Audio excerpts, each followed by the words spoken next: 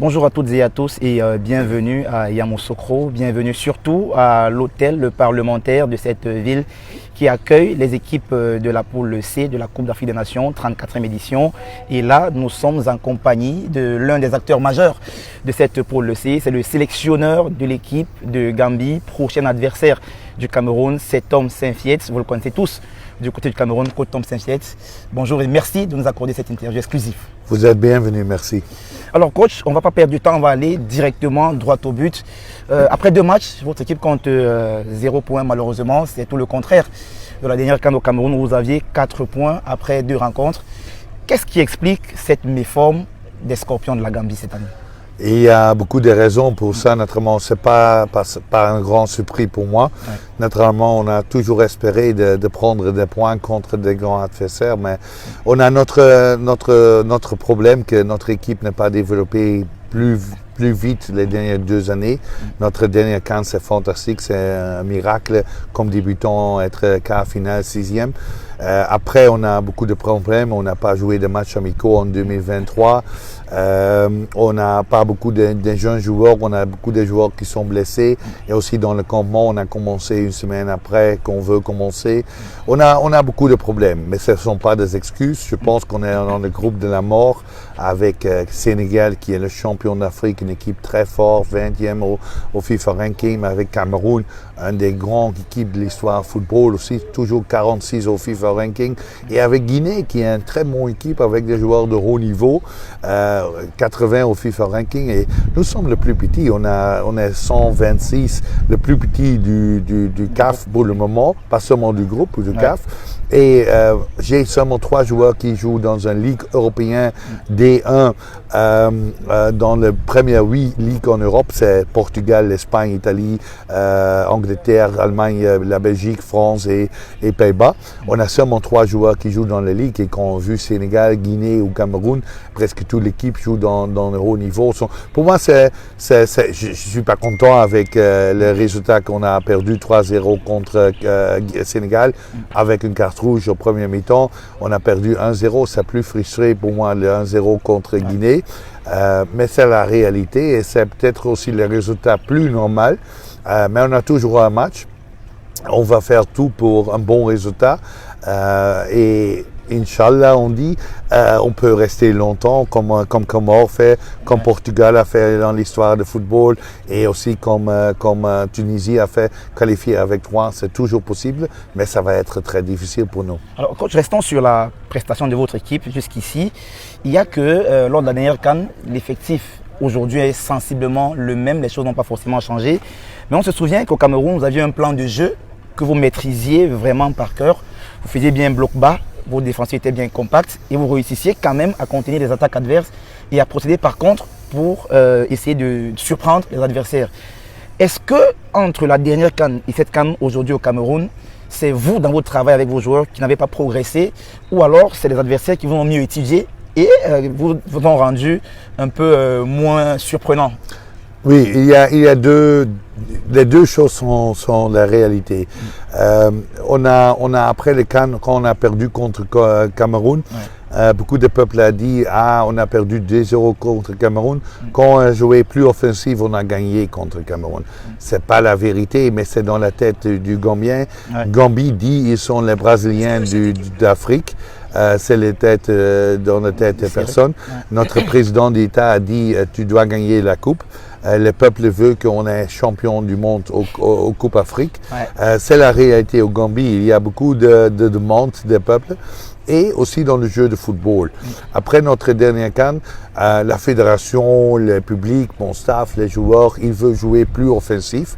J'ai dit vraiment que je pense que ça va être difficile de jouer offensif ou plus offensif et gagner des matchs. Mais on a essayé ça, on a beaucoup de problèmes dans la qualification. On a gagné seulement la qualification dans les dernières minutes contre Congo-Brazzaville. Mais le grand problème est maintenant le sentiment des joueurs, le sentiment des peuples, du staff, le sentiment du Gambien est qu'on est une grande équipe en Afrique. La réalité est qu'on est toujours la même petite équipe comme avant, mais avec l'attitude qu'on est grand. Et c'est plusieurs fois difficile de prendre des points.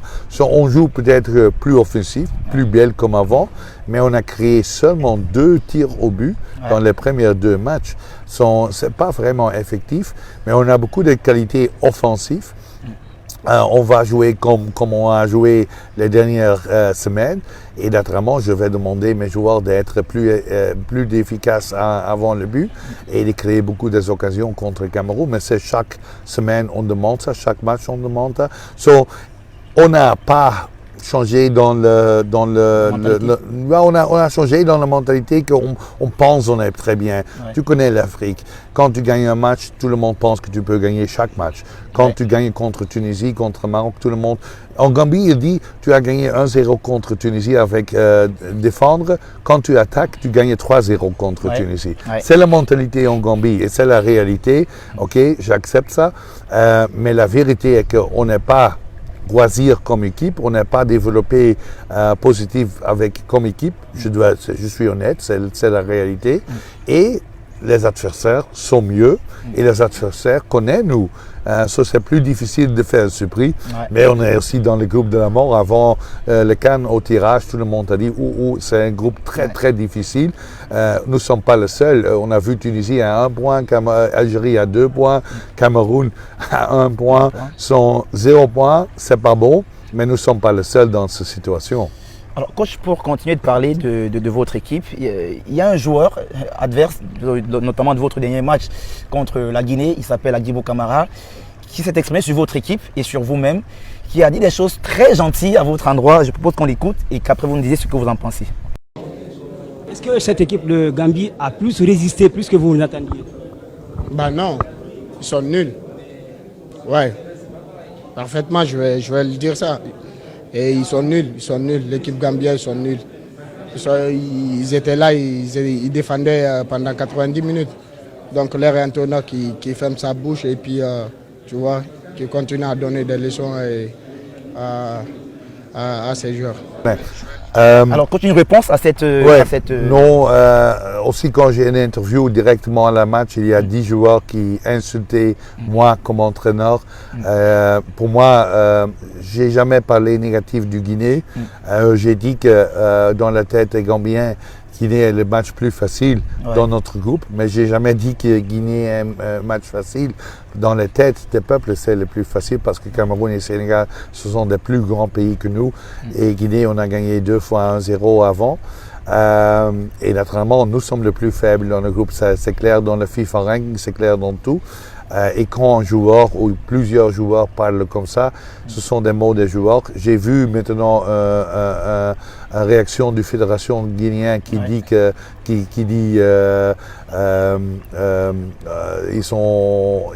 dit sorry, il s'excuse. Oui, il s'excuse de répondre à un joueur.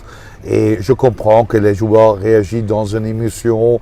Ça dit qu'ils sont vraiment peur du Gambie parce qu'ils sont très heureux qu'ils gagnent contre le Gambie. Et pour moi, je n'ai jamais réagi des joueurs ou des autres membres. Pour moi, je comprends qu'il y a des joueurs, il y a des peuples qui font des faux, qui disent des choses fausses. Mais moi, je respecte chaque joueur, chaque entraîneur. Kabadi Awar, c'est un grand ami de moi. Tu l'as vu avant le match, après le match.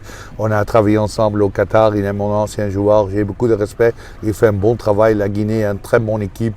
Et quand un joueur dit quelque chose dans l'émotion, ok, c'est excusé, c'est fini et on vit dans la future.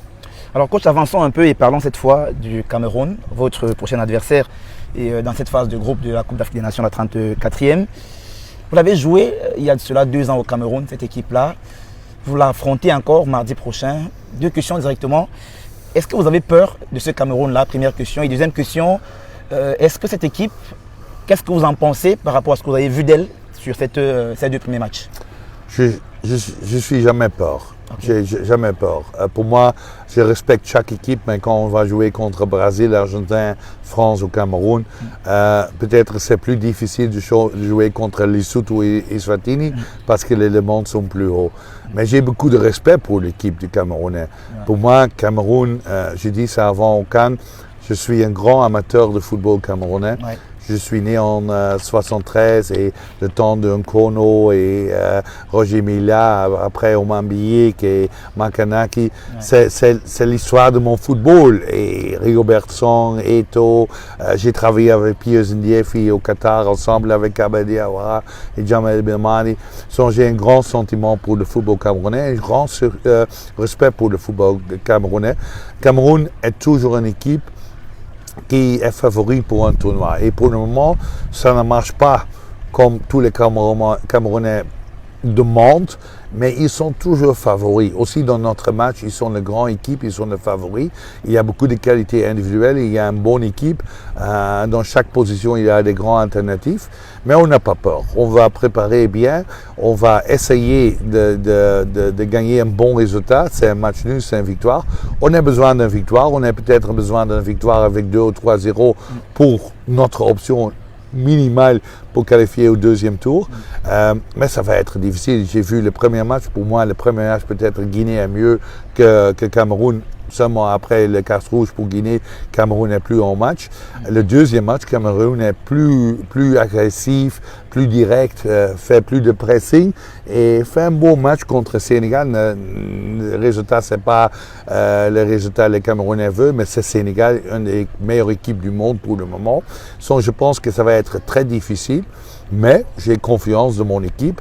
Je veux demander à mes joueurs de faire tout pour notre dernier match au groupe.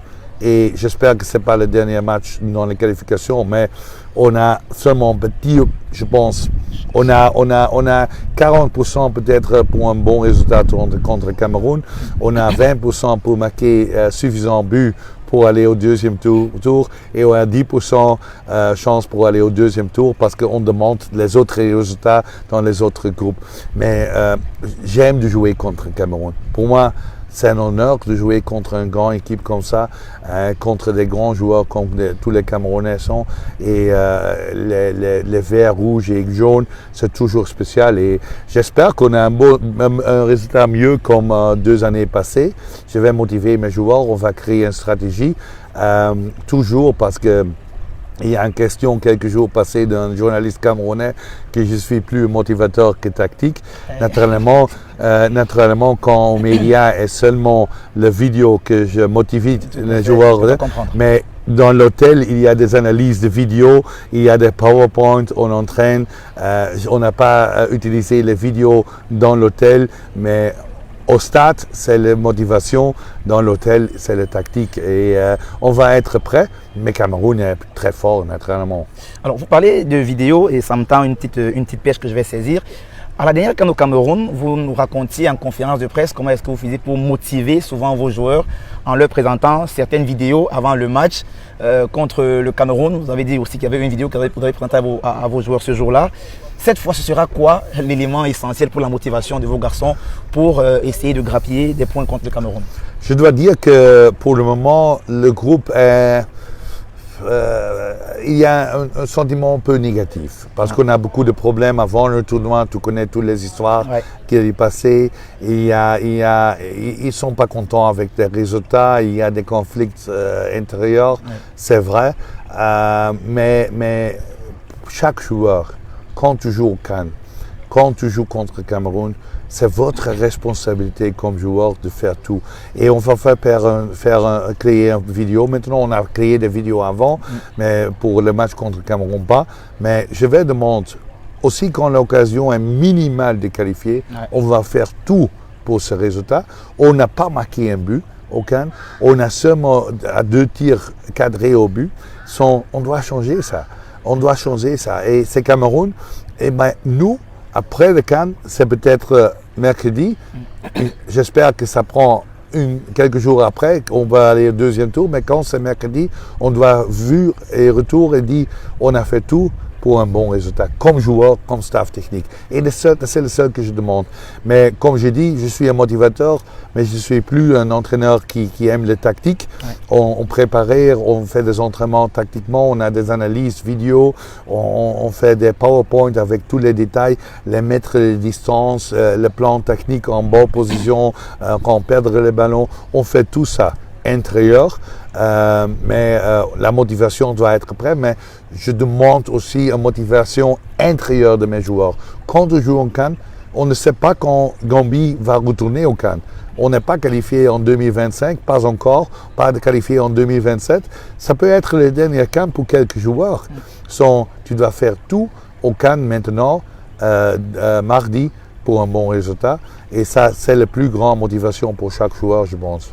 Alors, coach, dernière question, avant de vous laisser filer. Vous avez suivi minutieusement l'équipe du Cameroun. Vous êtes un fan du Cameroun, vous l'avez dit.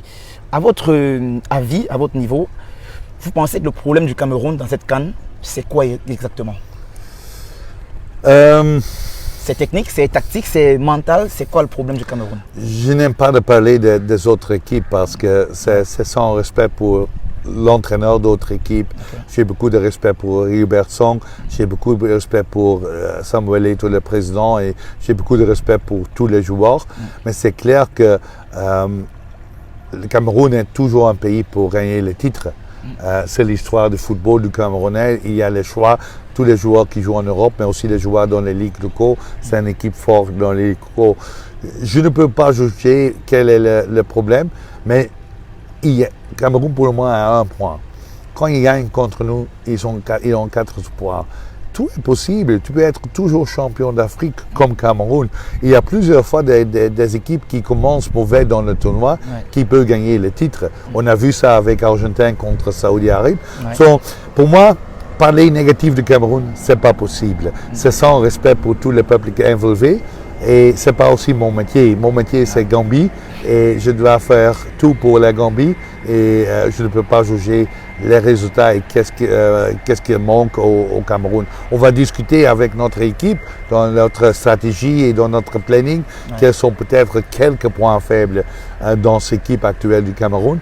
Mais pour moi, c'est toujours une équipe forte et très dangereuse. Alors, coach, dernière question pour sortir. Vous avez vu plusieurs matchs de cette CAN, je suppose, j'imagine. Quelles sont les 3 équipes qui vous ont le plus fait sensation en les regardant jouer après les matchs qui sont déjà passés jusqu'ici? J'ai un très bon sentiment avec Namibie, c'est mon ancienne équipe.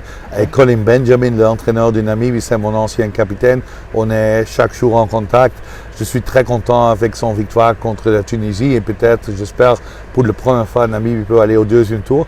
Pour moi, Cap-Vert, c'est une équipe fantastique, très bon joueur, très bon entraîneur. Il fait un très bon travail. Mais le grand surpris au CAN peut être Mali. Et ce n'est pas pour moi un surpris parce qu'on a joué dans les qualifications contre Mali. Quand tu vois tous les joueurs au Mali, l'équipe là, il peut être champion d'Afrique. Pour moi, je pense que ça va être une équipe de l'Afrique de l'Est. Je ne pense pas à Égypte, Algérie, Tunisie ou Maroc prendre les titres.